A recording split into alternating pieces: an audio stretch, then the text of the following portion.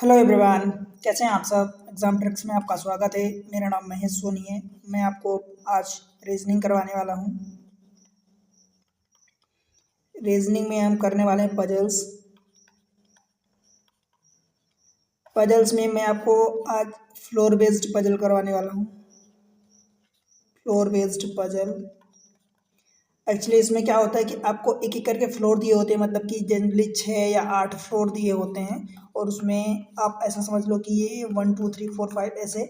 और आपको इन्फॉर्मेशन में गिवन होता है कि आपको बॉटम मोस्ट जो फ्लोर है उसको 1 है, देन उसके अबव 2 है, 3 है, 4 है, 5 6 7 8 9 इस टाइप से आपको नंबरिंग दी होती है। जो टॉप मोस्ट फ्लोर होता है जनरली उसको सबसे बड़ा नंबर दिया जाता है जनरली। तो ऐसा कुछ फिक्स नहीं है। देखो, हो सकता है वो नंबरिंग ऊपर से कर दे, सबसे टॉप वाले को 1 दे दे, 2 दे दे, 3 दे दे, 4 दे दे, 5 दे दे, ऐसे भी दे सकता है। बट जनरली ये वाला केस देता है कि जो टॉप वाला फ्लोर होता है वो सबसे ऊपर होता है, राइट। जो सबसे छोटा वाला नंबर होता है वो बॉटम फ्लोर, उसको जनरली ऐसा देता है। एक इन्फॉर्मेशन इसमें ये बोलता है कि जैसे मान लो इन्फॉर्मेशन में जनरली आपको बोलेगा कि मान लो कि फ्लोर जो 2 है, फ्लोर 2 है, एग्जैक्टली अबव फ्लोर 1 है एंड एग्जैक्टली बिलो फ्लोर 3 है। ठीक है, एग्जैक्टली अबव फ्लोर 1 है एंड एग्जैक्टली बिलो फ्लोर 3 है। तो ये सीधी सी बात है कि 2 जो है 1 के ऊपर होगा और 3 के नीचे होगा। सेम चीज किसी भी फ्लोर को ऐसे बोल सकता है। लेट्स से कि फ्लोर 5 को बोल देता है कि एग्जैक्टली अबव फोर्थ फ्लोर है and exactly above sixth floor है, छठवें फ्लोर के एग्जैक्टली नीचे है। ठीक है, तो ये इन्फॉर्मेशन होती है, अंडरस्टूड होती है।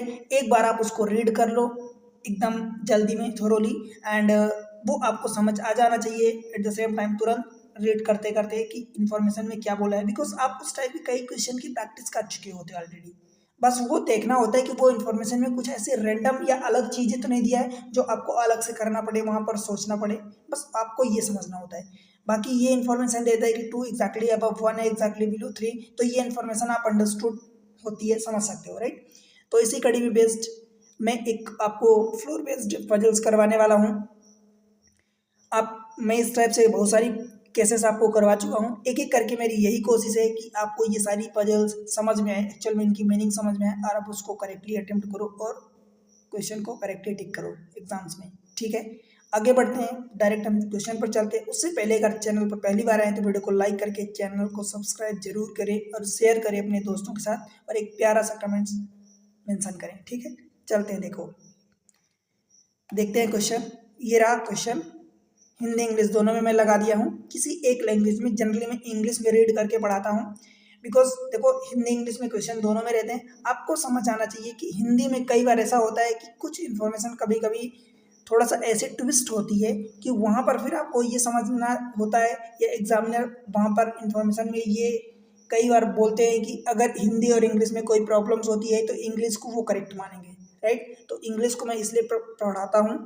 रही बात उसमें समझाने की, तो मैं सारी चीज़ें क्लियर करता हूँ। ठीक है, तो ये इंग्लिश में दिया है और एट द सेम टाइम ये इंग्लिश के साथ साथ ये हिंदी में दिया है। आप दोनों को रीड करें। ठीक है, मैं जगह बनाने के लिए मैं इस पेज पर इसको इंग्लिश वाली इन्फॉर्मेशन लिख दिया हूँ। देखो, read the given information carefully and answer the related question. यहाँ पर 8 person ABCDEFGH live on the different floor of an 8 floor building. 8 मंजिला बिल्डिंग है, where floor are numbered 1 to 8 from bottom to top respectively. अब आप समझ सकते हो कि बॉटम, देखो 1 to 8 बोला है, 1 to 8, और बॉटम पहले क्या बोला, देखो यहाँ से बॉटम टू टॉप, तो ये बॉटम हो गया टू टॉप। इसका मतलब ये रेस्पेक्टिव आप पढ़ते हो, मतलब जैसे पहले 1 है तो पहले बॉटम, 8 है तो ये टॉप, मतलब टॉप वाली 8 है, बॉटम वाली 1 है। अगर इसको 8 to 1 दिया होता एंड फिर बॉटम टू टॉप बोला होता, तब आप ये करते हैं कि बॉटम वाली 8वीं बिल्डिंग है, टॉप वाली 1 बिल्डिंग है। ठीक है, तो ये रेस्पेक्टिव केस आप पढ़ोगे और रिस्पेक्टिव ही समझोगे। ठीक है, उल्टा मत करना, बिकॉज वो चीज़ें फिर पूरी तरह से गलत हो जाएगी और आपका सारा क्वेश्चन गलत हो जाएगा, राइट। आगे देखते हैं। One person live on each floor, हर एक फ्लोर पर एक पर्सन रहता है, right. D live on even number floor above 5th floor. अब देखो, मैं आपको पहले भी बोला हूँ कि आप चाहे ये आप वर्टिकल लाइन खींच दो, चाहे हॉरिजॉन्टल लाइन खींच दो, आपको समझना है बिकॉज क्वेश्चन आप कर रहे हो। देखो, मैं चीज़ें अगर आपको ऐसे समझाऊं डायरेक्टली कि कैसे होता है, तो मैं कह रहा हूँ कि जैसे ये बोला है, तो आप 8 स्टोरी बिल्डिंग आप ऐसे लाइन खींच दो, इनको एक एक करके ये नंबर दे दो। समझ पा रहे हो? या मैं कहता हूँ कि आप ऐसे लाइन खींच दो, ऐसे लाइन खींच दो, और इसको ये 8 दे दो, इसको 7 दे दो, इसको 6 दे दो, इसको 5 दे दो, इसको 4 दे दो, 3 2 1 ऐसे दे दो। क्या फर्क पड़ता है? आप समझ रहे हो ना? बस समझना तो आपको है, समझना आपको है ना, किसी और को समझना नहीं है। अगर आप इसको 8 दे रहे हो, इसके 7 दे रहे हो, इसको 6 दे रहे हो, इसको 5 दे रहे हो, फिर 4 3 2 1, तो आप ऐसा भी दे सकते हो। या आप इसको 8वें नंबर की बिल्डिंग देना चाहते हो, 8 7 6 5 4 3 2 1, तो आपको ये समझना है कि ये 8वें नंबर की मतलब सबसे ऊपर ये बिल्डिंग है, सबसे उसके बाद जस्ट नीचे ये है, सबसे नीचे बिल्डिंग ये फर्स्ट फ्लोर है। इस वाले केस में ऐसा है। अब जनरली बिल्डिंग की बात किया तो बिल्डिंग हमारी वर्टिकल होती है, बट ये केस कई बार आपको बनाने में थोड़ा सा हेडेक होता है कि भाई आपके पास इतनी जगह बची है या आप इस टाइप से बनाना चाहते हो, कोई फर्क नहीं पड़ता दोस्त, कोई फर्क नहीं पड़ता कि आप अपनी कॉपी में रिप्रेजेंटेशन किस तरीके से कर रहे हो। आप इसी में सपोज ऐसा केस बनाते हो, उसी को कॉपी घुमा दोगे तो आपकी उल्टी हो जाएगी, सीधी बिल्डिंग खड़ी हो जाएगी। ठीक है, तो इस टाइप से मैं आपको ये समझा चुका हूँ पहले भी। देखो, अब यहाँ पर इंफॉर्मेशन बोला है कि D live on even number floor and floor above 5th floor. तो इवन नंबर ये देखो 2 4 6 8 डी यहाँ रह सकता है। अब इंफॉर्मेशन ये बोला, मैं अभी इसको पकड़ रहा हूँ, ठीक है, इस वाले को, हॉरिजॉन्टल वाले को, बट ये एट द सेम टाइम भी आपको समझना है कि 8वीं सबसे ऊपर बिल्डिंग है। डी को क्या करोगे, इवन नंबर पर बैठाओगे और वो 5वीं फ्लोर के अबव, तो 5 फ्लोर के अबव डी या तो 6वें पर बैठ सकता है या फिर डी 8वें पर बैठ सकता है। बोलो भाई, सेम चीज़ आप यहाँ रख सकते हो, या तो डी यहाँ बैठ सकता है या फिर दूसरा केस आप लोगे तो डी को 6वें फ्लोर पर बैठा दो। ठीक है, कोई प्रॉब्लम नहीं है, दो में से कोई सा भी एक सेलेक्ट कर लो, कोई सा भी एक चूज कर लो, कोई प्रॉब्लम नहीं होती। ठीक है, आगे देखते हैं। 3 person live between D and B. अब डी और बी के बीच में 3 पर्सन है, आप सभी में करोगे वही चीज़ आएगी। अगर डी को आप यहाँ देते हो तो 3 पर्सन उनके बीच में, मतलब 1 2 3 ये हो गया, तो बी आप यहाँ रखोगे।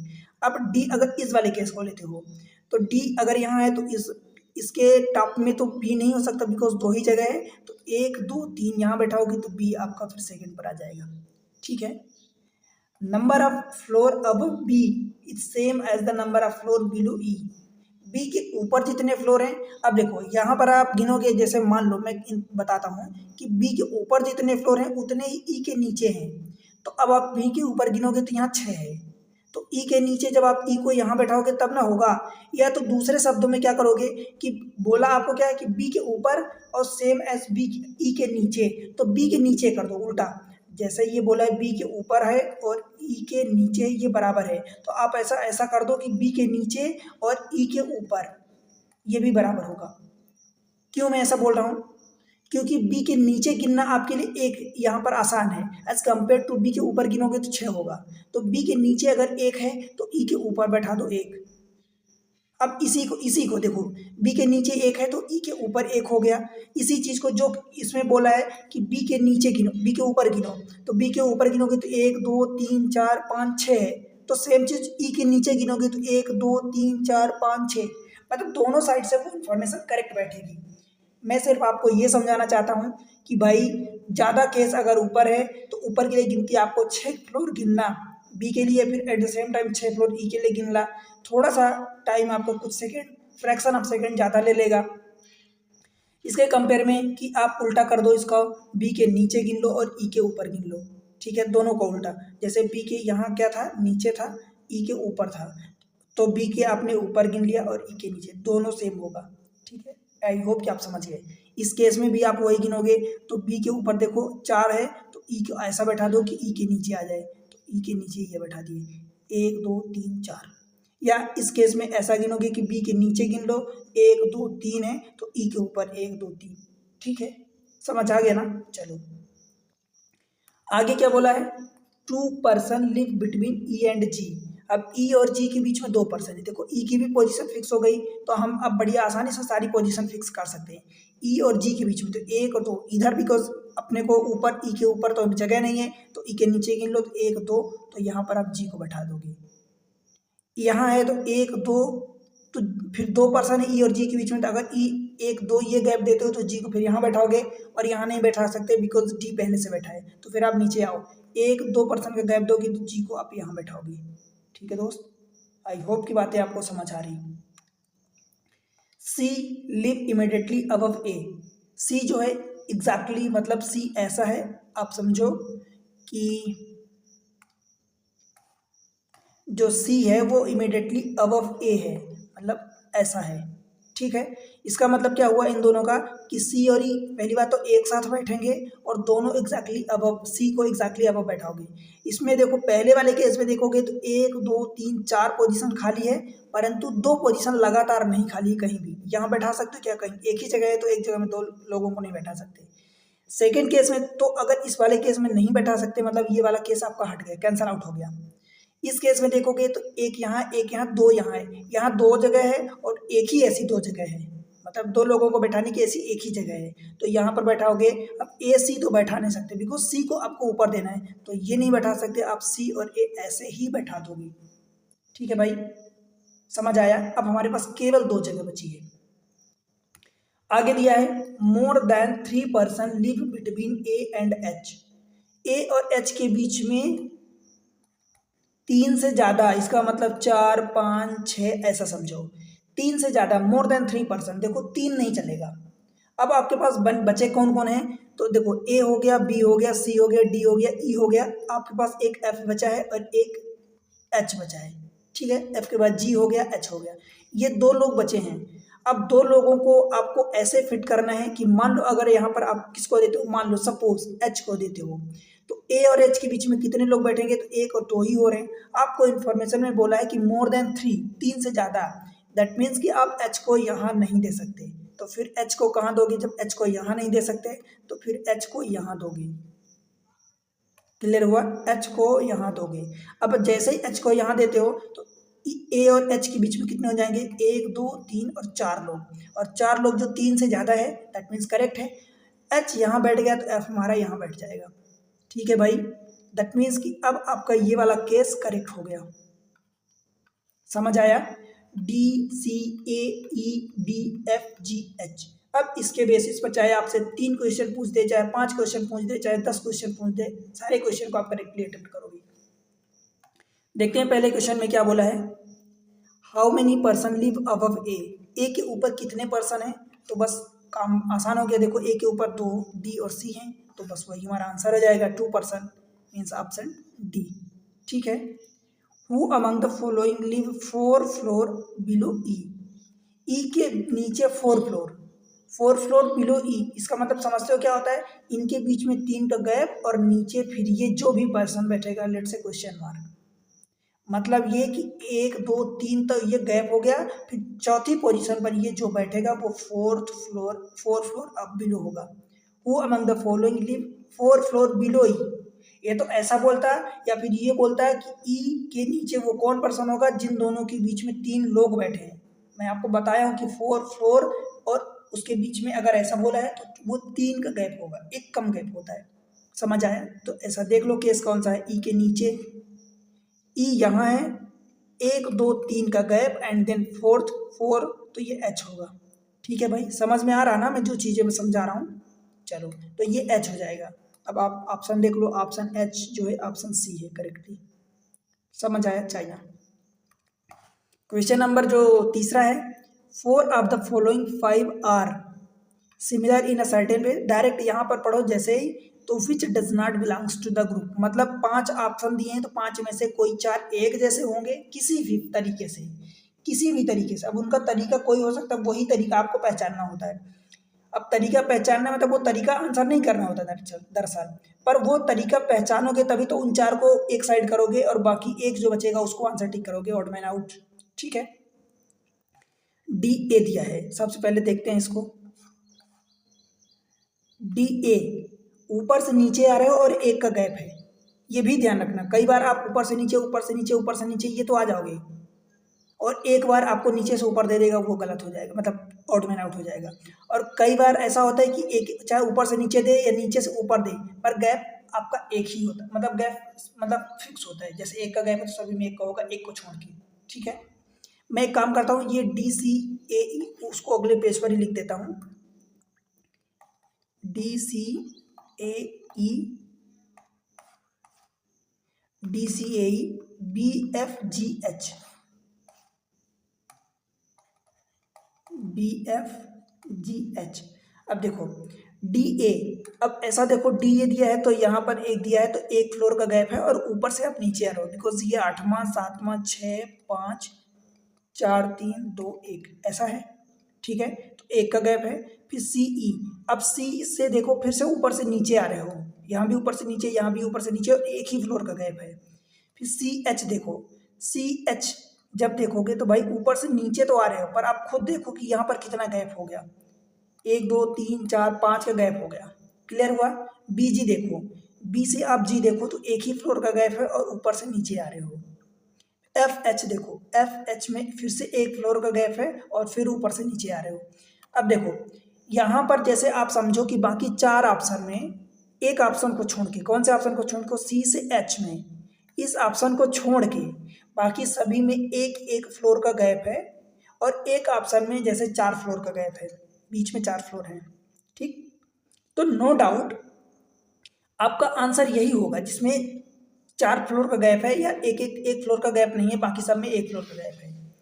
अब मान लो अगर यहाँ पर आपको ऑप्शन ये ऐसा कुछ दे देता, ध्यान से समझना कि यहाँ पर ये DA सेम था, DA, फिर CE सेम था, CE, फिर ये CH को भी होल्ड करो, ये BG भी सेम था, और यहाँ पर FH भी सेम था।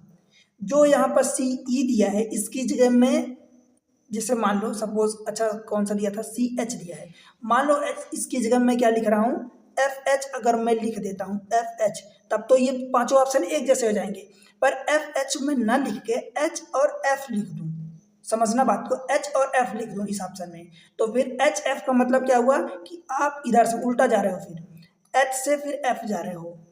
इसका मतलब सभी फ्लोर में आप ऊपर से नीचे आ रहे थे, इस फ्लोर में आप अकेले एक ऐसा ऑप्शन है जिसमें आप नीचे से ऊपर जा रहे हो।